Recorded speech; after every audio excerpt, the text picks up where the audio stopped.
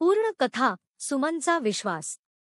कोल्हापूर जिल्ह्यातील एका छोट्या शांत गावात सुमन नावाची एक गरीब पण अत्यंत स्वाभिमानी स्त्री राहत होती. तिच्या जीवनात पैसा कमी होता, पण स्वाभिमान आणि श्रद्धा मात्र अपार होती. सुमन ही श्री स्वामी समर्थांची निस्सीम भक्त होती. तिच्या प्रत्येक श्वासाबरोबर जय जय रघुवीर समर्थ हे नाव जणू गुंफलेलं होतं. सुमनला एकुलता एक मुलगा होता, अज्ज. तिचा जीव की प्राण. अज्ज अभ्यासात हुशार, स्वभावाने शांत आणि आईवर जीव ओवाळणारा. दोघांचं छोटंसं पण सुखाचं आयुष्य स्वामींच्या कृपेमुळे भरलेलं होतं. एक दिवस अज्ज त्याच्या काही मित्रांसोबत जवळच्या गावात लागलेल्या मोठ्या जत्रेला गेला. सकाळी मस्त उत्साहात घराबाहेर पडलेला अज्ज संध्याकाळ झाली तरी परतला नाही. सुरुवातीला सुमनला वाटलं, काही वेळात परतेल. जत्रा आहे, मुलांमध्ये रमला असेल. पण रात्र झाली तरी अजयचा काही पत्ता नव्हता.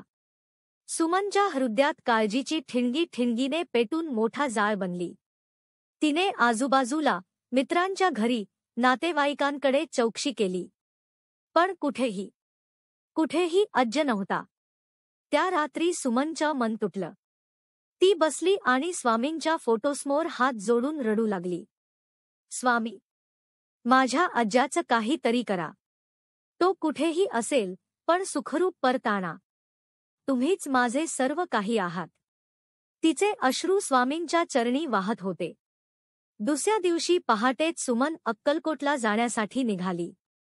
तिच्या मनात एकच विचार, स्वामी समर्थ माझ्या मुलाचं रक्षण करतील. अज्ज जत्रेत हरवला नव्हता. त्याला परतताना एक वृद्ध व्यक्ती दिसली जी रस्त्याच्या कडेला चक्कर येऊन पडली होती. अजयने तिला पाणी दिले, सावलीत नेले. त्यांच्या सोबत राहिला. त्यांना घरी पोहोचवताना त्याला खूप उशीर झाला. त्या वृद्ध माणसाने अजयच्या अंगावर हात ठेवला आणि म्हणाला, बाळा, तू फार चांगलं काम केलंस.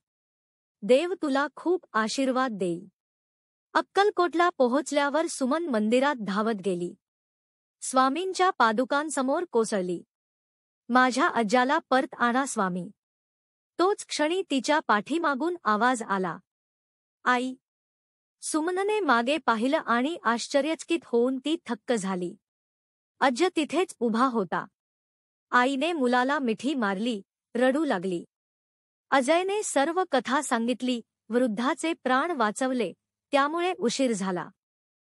त्या क्षणी पादुकांजवळचा पुजारी म्हणाला, आज पहाटेच महाराजांनी दर्शनात सांगितलं, आम्ही तुझ्या मुलाच्या मागे आहोत. तो सुरक्षित आहे. म्हणूनच मी तुला शांत राहायला सांगत होतो. सुमनच्या अंगावर काटा आला. तिने स्वामींच्या चरणी माथा टेकवला. गावात परतल्यावर सगळ्यांनी अजयच्या कामाचं कौतुक केलं. सुमनच्या विश्वासामुळे आणि अजयच्या सद्गुणामुळे दोघांचं आयुष्य आणखी सुंदर झालं. त्या दिवसापासून सुमन रोज एका गोष्टीवर ठाम विश्वास ठेवू लागली.